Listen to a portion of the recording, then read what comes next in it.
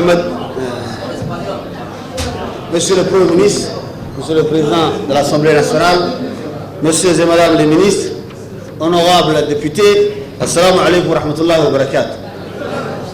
Assalamu alaikum wa rahmatullahi wa barakatuh. Alaykoum salam wa rahmatullah.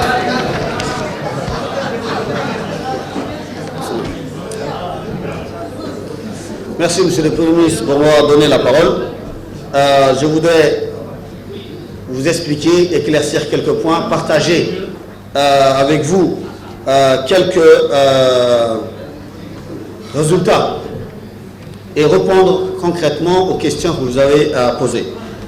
Une des premières questions sur l'éducation nationale était posée par l'honorable Mahdi, le député Mahdi, qui est qu'est-ce que prévoit le gouvernement sur l'amélioration de la qualité et en même temps maintenir améliorer l'accès. Vous savez, premièrement, vous le savez tous, quand vous avez demandé sur la vision de l'éducation nationale, du gouvernement sur l'éducation, celle-là est claire. Cette dernière est que tout Djiboutien qui a atteint l'âge d'être scolarisé soit scolarisé et puisse acquérir les connaissances nécessaires pour pouvoir améliorer non seulement son cadre de vie, mais se former dans le futur. Donc, cette formation, comme vous le dites, vous pouvez d'abord pour vous dire la bonne nouvelle et après continuer. Aujourd'hui, nous allons voir devant nous, et l'article est avec mon collègue, le ministre de la Communication, la République de Djibouti est reconnue par tous les efforts qu'elle est en train de faire en matière d'éducation. Il est là, l'article est là.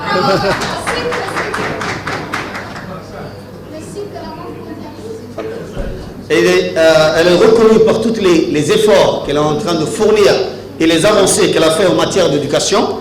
Cela est écrit par la Banque mondiale dans son site et il dit Djibouti s'emploie à élargir l'accès à l'éducation nationale tout en veillant sur la qualité. Et dans le classement, elle dit ensuite que beaucoup de pays de la zone qui ont plus d'effectifs, qu'on parle souvent d'eux, mais ils disent aujourd'hui et spécialement, nous ferons un aperçu sur l'éducation de la République de Djibouti. Il détaille ici toutes nos avancées et il félicite l'effort du gouvernement et tout le travail qui est fourni. Donc l'article est très satisfaisant. J'ai demandé à mon collègue de la communication m'a proposé de le communiquer dans la nation pour que toutes les personnes puissent lire et tous les gens puissent connaître cela. Je voudrais le remercier et il est utilisé. Donc pour vous maintenant, pourquoi cela? Puisque nous avons travaillé d'arrache-pied avec tous les bailleurs de fonds, nous avons établi un plan d'action triennal, nous avons vu les avancées qui ont été faites non seulement par mes prédécesseurs, mais la vision du gouvernement maintenant sur la qualité, et ils ont apprécié le travail qui a été fait. Donc pour la vision, il y a un plan d'action, il y a le schéma directeur qui est là jusqu'à 2017. Après découle de lui plusieurs autres plans d'action. Le plan d'action passé, c'était celui de l'accès. Vous savez, le président de la République sur la science, M. Ismaël Marguerite, s'il vous plaît, le président de la République a donné des orientations claires que chaque enfant djiboutien jusqu'à l'âge de 16 ans, il est obligé d'être dans le système éducatif et dans les établissements scolaires. Cela est une avancée remarquable parmi les pays d'Afrique. Je pense que nous sommes parmi les premiers à adopter, pour ne pas dire le premier, ce genre d'instructions, de directives pour pouvoir faire en sorte que nos enfants puissent avoir les connaissances de base en matière d'éducation et que nous ne soient pas tous le processus d'alphabétisation puisse avancer. Donc, sera un premier acquis. Deuxième, il y a le plan d'action sur la massification de l'éducation nationale. Vous savez, tout le territoire national, pour ne pas dire mais tout le territoire national, aujourd'hui, dans chaque secteur, il y a des établissements. Si vous vous souvenez qu'il y a quelques années, avant 1999 ou avant notre indépendance, il y avait qu'un lycée, il y avait quelques collèges, ainsi de suite. Aujourd'hui, que ce soit à Djibouti, que ce soit à Balbala, que ce soit dans les régions, même les régions les plus reculées, qui n'ont pas la capacité d'avoir un collège autre, nous avons fait un collège et une école primaire confondue pour que les enfants ne puissent pas, ce qu'on appelle un collège fondamental, pour que les enfants ne puissent pas se déplacer. Aujourd'hui, moi, je demanderai à tous les députés qui me disent qu'il n'y a pas une région qui n'a pas son propre lycée, qu'il n'y a pas une région qui a son propre collège, qu'il n'y a pas une région qui a son propre centre de formation technique, qu'il n'y a pas une zone éloignée qui n'a pas un collège fondamental. Même, vous savez, dans le monde, il y a un quota. Le quota est que tant de nombre d'enfants correspond à une école. Le problème existant aujourd'hui étant que pour des aspects peut-être politiques ou autres, chaque responsable, lorsqu'il part dans une région, les gens leur disent non, nous voulons une école. Alors qu'il faut d'abord demander, est-ce que les conditions pour faire cette école sont réunies? Les conditions humanitaires, que ce soit l'eau, ainsi de suite. Mais aussi le nombre d'enfants. Si vous me dites de construire une école pour 30 enfants, 40 enfants ou 20 enfants, cela n'est pas raisonnable. Donc, une carte scolaire est établie. La carte scolaire dit le suivant. Elle dit les règles et les normes strictes pour pouvoir construire une école. Mais maintenant, je peux vous donner des exemples. Il y a des régions qui ont tellement d'écoles, certains sont fermés. Et vous le savez, les chers députés qui sont là le savent. Sinon, je pourrais vous énumérer les écoles. Bon. Nous sommes en train de voir là où il y a la nécessité, l'État djiboutien, le gouvernement sera là. Et ce qui est particulier pour l'éducation nationale, là où il y aura le besoin, même si nous allons faire une tente, nous serons là pour enseigner les enfants. Ça, il faut savoir. Donc, à part ce plan d'action, maintenant il y a un plan d'action triennal. Ce plan d'action triennal, qu'est-ce qu'il dit? Il est axé sur la qualité simplement. Mais en même temps, on maintient l'accès. L'accès, c'est ce qui veut dire de nouvelles écoles, ce qui veut dire des écoles à réhabiliter. S'il vous plaît, le député qui m'a demandé la question, je voudrais qu'il puisse m'écouter. Donc, l'accès, la réhabilitation, la construction.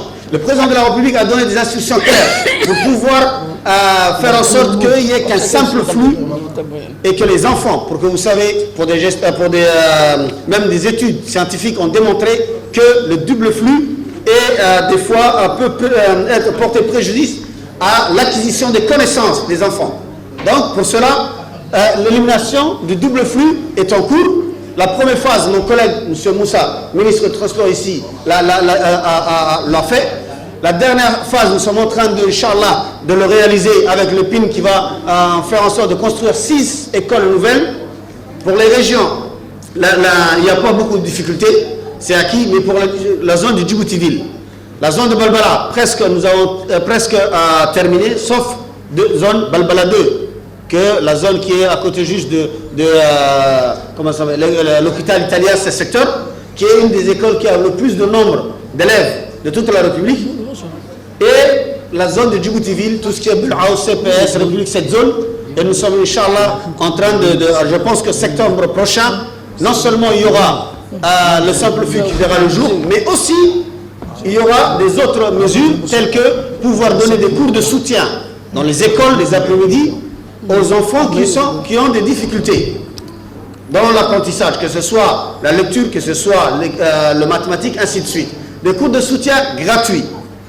Donc, cela rentrera dans l'amélioration de la qualité. Lorsqu'on dit l'amélioration de la qualité, qu'est-ce qu'on peut suggérer? On peut dire, pour qu'il y ait amélioration de la qualité, il faut qu'il y ait amélioration des conditions de travail des enseignants. Pour qu'il y ait amélioration de qualité, il faut qu'il y ait amélioration des infrastructures. Pour qu'il y ait amélioration de la qualité, il faut qu'il y ait valorisation du personnel. Pour qu'il y ait amélioration de la qualité, il faut qu'il y ait un suivi et un contrôle régulier. Pour qu'il y ait une amélioration, il faut l'élimination de double flux. Pour qu'il y ait une amélioration de qualité, il faut qu'il y ait des formations continues. Tous ces processus sont en cours et si vous voulez vous approcher le plus au niveau du ministère de l'Éducation, nous allons vous donner même les documents qui ont été faits. Comme vous le savez, il faudrait, je pense que le gouvernement doit être, je pense, à mon sens, félicité sur cela, puisque même les personnels de l'éducation travaillent les après-midi, même le soir, sans être payés, que ce soit heure sup ou autre, pour l'amour de leur fonction. Donc, il faudrait féliciter ces personnels. Lorsqu'on dit cela, je voudrais aussi vous montrer la solidarité qui existe gouvernementale, c'est que tous les points que j'ai énumérés, les collègues qui sont impliqués travaillent d'arrache-pied, que ce soit le ministre du Travail, que ce soit le ministre du Budget, et que ce soit les autres, que ce soit la Santé, qui travaillent en étroite collaboration avec le ministre de l'Éducation nationale. Ici, il y a un député qui a énuméré, c'est vrai, c'est la première fois dans notre République que plus de 260 enseignants, le président de l'autorisation de pouvoir les régulariser. Tous les enseignants de primaire ont reçu une bonification, ce qui est une prime de craie. Aujourd'hui, Inch'Allah, dans la semaine prochaine, il y aura une régularisation de plus de 500 et plus enseignants qui avaient droit à un changement de cadre. Le ministre du Travail a travaillé d'arrache-pied avec le ministère de l'Éducation. Nous avons presque fini. Nous sommes en phase de finition. Le ministre du Budget, nous avons travaillé avec le ministère du Budget sans incidence budgétaire. Pourquoi? Parce qu'il ne faut pas dire que le ministère de l'Éducation, ce sont des gens qui sont mauvais, autres qui sont en train de radier. Mais les gens qui ne sont pas dans le territoire, il faudrait que nous puissions prendre les mesures qui s'imposent. Et avec cette économie, nous sommes en train d'améliorer les conditions de ceux qui sont là, de ceux qui travaillent jour et nuit, de ceux qui sont sur le terrain. Donc il y a toute une vision, monsieur le député, il y a tout un travail qui est amorcé, qui vient d'être débuté il y a très longtemps par mes collègues, et que maintenant nous sommes en train d'améliorer davantage. Mais il faudrait savoir que, je pense même dans ce processus, récemment vous avez vu, tous les corps de contrôle et de formation du ministère de l'Éducation sont sur le terrain, sont dans toutes les régions. Je pense que les députés de Dikil, ils sont à Dikil aujourd'hui, ils sont en train non seulement de titulariser les enseignants qui ont le droit d'être titularisés, des examens sont en train de se passer massivement, mais aussi d'évaluer les établissements. Donc, des mesures, des indicateurs sont mis à, s'il vous plaît, monsieur le député, des mesures sont mises à jour, il y a des indicateurs d'évaluation. Nous demanderons bientôt, je peux vous l'avancer, nous demanderons à la fin de chaque année de valoriser les personnels qui donnent les meilleurs résultats. C'est-à-dire, ici, un député a parlé d'avancement. Monsieur le ministre de la Santé, s'il vous plaît. Voilà. Ici, un député a parlé d'avancement. Mais ces derniers temps, ils disent que l'avancement est fait pour tout le monde. Nous avons remis, en tant que gouvernement sur place, les grilles d'évaluation, c'est ce qui s'appelle la fiche d'évaluation de chaque enseignant à la fin de chaque année. Cela existait il y a une dizaine d'années. Maintenant, nous avons refait avec le ministre du Travail. Chaque enseignant sera évalué et une note sera donnée à l'enseignant, des notes seront données au chef d'établissement, mais aussi aux responsables au niveau du ministère, qui seront évalués selon les objectifs tracés par le département et les objectifs à atteindre du département, par direction. Et sur cela, nous allons l'évaluer et nous allons demander après au ministère du Budget de suivre pour récompenser ceux qui font un excellent travail et le reste, vous le savez, c'est comme ça. Pour ce qui est de la formation professionnelle, il n'y a pas longtemps, hier, pour que vous sachiez que le gouvernement donne une importance primordiale au processus de formation professionnelle. Simplement, hier, nous étions en train de parler au niveau du Conseil des ministres sur la formation professionnelle. La formation professionnelle étant un des domaines, pour ne pas dire le plus important, pour pouvoir lutter contre le chômage, pour pouvoir former nos jeunes pour qu'ils puissent espérer un travail, pour qu'ils puissent espérer un travail décent. Vous le savez, dans le monde maintenant, les études générales sont en train d'être dépassées. Le monde maintenant donne plus de place aux études professionnelles.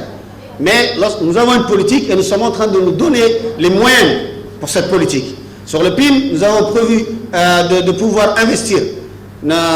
Hier, même on avait sollicité que le Premier ministre, les ministres du budget, et même si vous le voulez, faire des visites sur les centres de formation. Et ces centres, nous sommes en train de définir le besoin de ces centres. Inch'Allah, le gouvernement se donnera les moyens pour pouvoir améliorer les conditions de travail, que ce soit en matériel, mais aussi que ce soit en ressources humaines. Mais qu'est-ce que nous sommes en train de faire dans l'immédiat? Dans l'immédiat maintenant, il y a une direction. Pour vous montrer, avant il n'y avait qu'un service pour la formation professionnelle. Maintenant il y a toute une direction générale qui s'occupe que de la formation professionnelle. Non seulement pour améliorer ce que nous avons, mais aussi faire en sorte d'amener des innovations. Nous avons fait une distinction entre l'enseignement technique, monsieur le député de Tadjoura, nous sommes en train de faire... Nous sommes en train... Non, monsieur. Nous sommes en train de faire une distinction entre ce qu'est l'enseignement technique et ce qu'est la formation professionnelle. Pour l'enseignement technique, nous sommes en train de faire un processus d'alternance. Qu'est-ce que c'est le processus d'alternance? Un processus d'alternance est qu'ils ont les cours, des jours de cours théoriques, et après, ils doivent travailler dans la pratique. La pratique, avant, il y avait une difficulté, que les entreprises puissent accepter. Mais aujourd'hui, nous avons signé des conventions avec la Chambre de commerce. Nous sommes en train de signer bientôt avec le CNED et la secrétaire d'État au logement aussi, avec le ministère de l'Éducation. Nous allons encore plus faire en sorte que les entreprises acceptent. Le ministre du budget a mis l'assurance, a assuré tous les élèves, puisque une des conditions était qu'on doit assurer. Donc les élèves, bel et bien, seront dans les entreprises, seront dans les grands projets pour qu'ils puissent apprendre. La commission s'est dirigée à... S'il vous plaît, une commission a été faite et s'est dirigée à tous les grands projets du pays. Oui.